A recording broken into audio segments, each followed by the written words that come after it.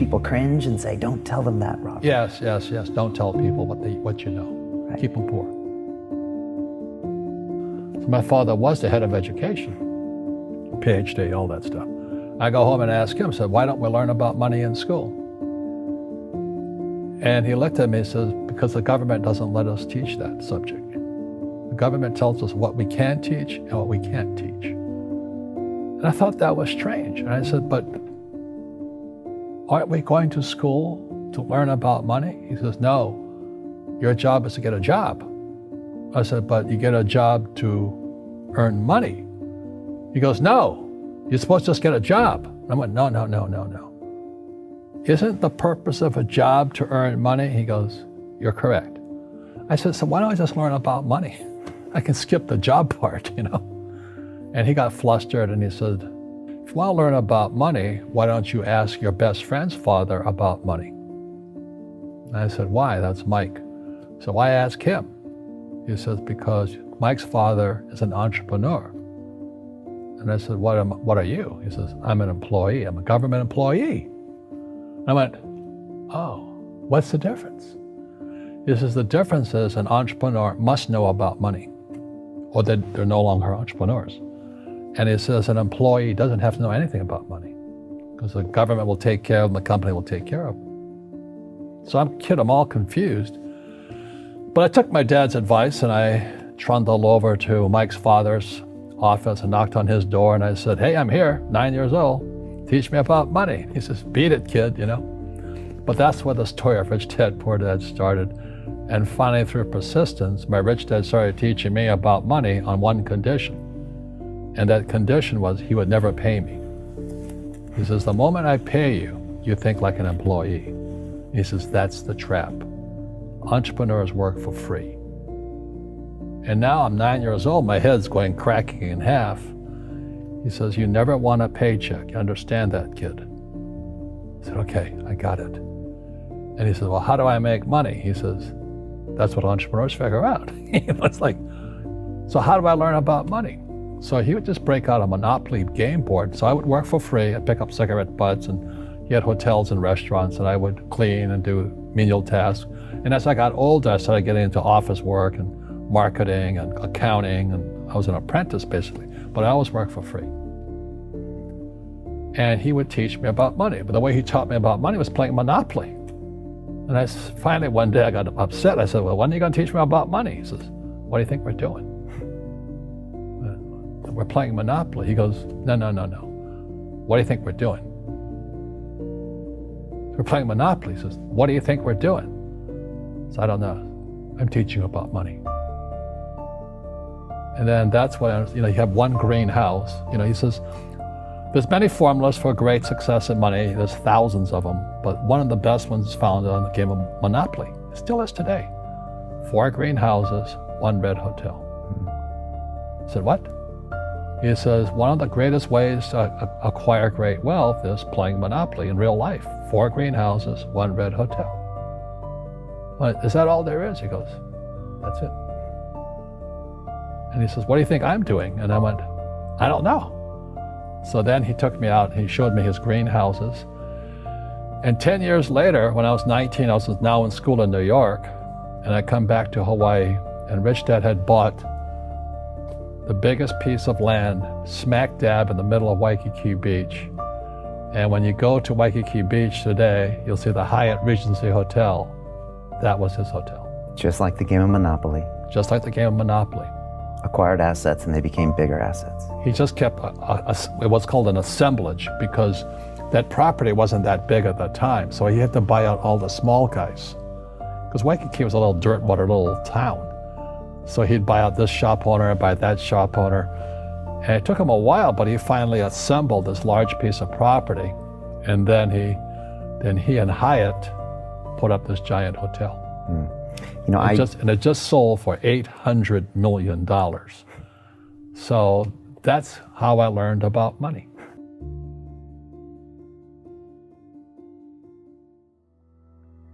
I've had financial crashes. I've had people stab me in the back, but they're all good because I grow from it. That's spirituality. Right. People who are afraid of making mistakes, like they teach in school, they don't ever grow.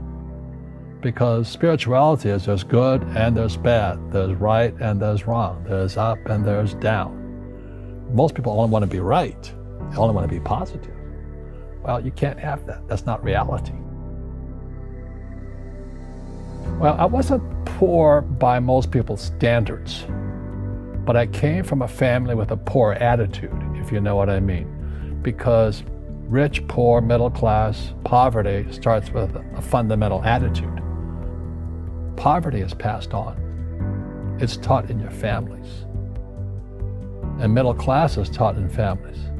And so the people right now who are sitting at home, who are struggling financially or worried about money or unhappy, they may be making a lot of money, but unhappy with what they're doing, it was probably taught to you.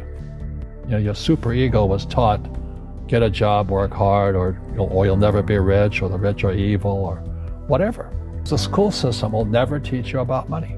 The school system was designed to teach you to be an employee, which is important, or a doctor or a lawyer, a specialist, but never about money.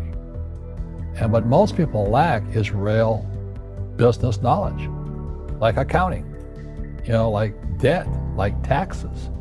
You got to know that stuff, but they don't teach it in school to anybody. So, and then when people ask me, how did your rich dad learn this when your poor dad, a PhD, didn't? And the answer is very simply, my rich dad, who's my best friend's father, his father died when he was 13. So rich dad had this family business at 13 to run. So he had to drop out of school, which was his blessing. There's blessings, and sometimes the blessing doesn't look like a blessing, but it turned out to be a blessing. And then his teachers became his bookkeeper, his accountant, his attorney, his banker, his real estate agents. So he has what I call real teachers, not these fake teachers in school. You see, most teachers in school, they're out of ethics. They teach subjects they themselves don't practice. I asked the teacher, I said, I'm in my third year of calculus now. It was called strength of materials. I said, am I ever going to use this stuff? He goes, no. I said, why do you teach it? He says, because I get paid. I said, do you ever use it? He goes, no. And that's why, you have to, in life, one of the things I suggest to people, you got to find a real teacher versus a fake teacher. And a fake teacher is somebody who doesn't do what they teach. And a real teacher is doing what they teach every day. So my accountants, my attorneys, they're in it every single day. That's how I learn, because every day I'm solving problems in my business.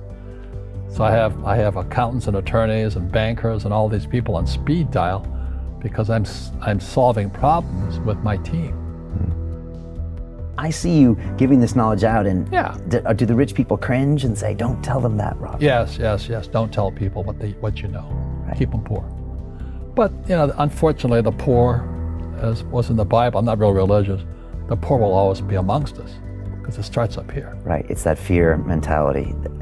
It's in their words, and the words become flesh. Again, I'm not really religious. I flunked out of Sunday school also. But when they say I can't afford it or I can't do that, they go down. They become what they say. My PhD daddy says, what do you think I am, made of money? I can't afford that. And my rich dad would say, that's why he's poor. Poor people say, I can't afford it, I can't do that, I don't have time. Because it's an escape. It's an escape, you know what I mean? It's easy to say, I can't afford it. And your rich dad used to say what instead of, I can't afford it? How can I afford it? How can I do that? What would it take, or why should I do that? He says that a question opens the mind, a statement closes the mind. See, when you say, I can't afford it, your mind shuts down, and you become what you say. Rugby is a team sport, but so is soccer. The rules are different. And other people are golfers. They play by themselves. And so everybody's different. So my game financially is business, number one. Second is real estate. So what I say to young people is, you find your game.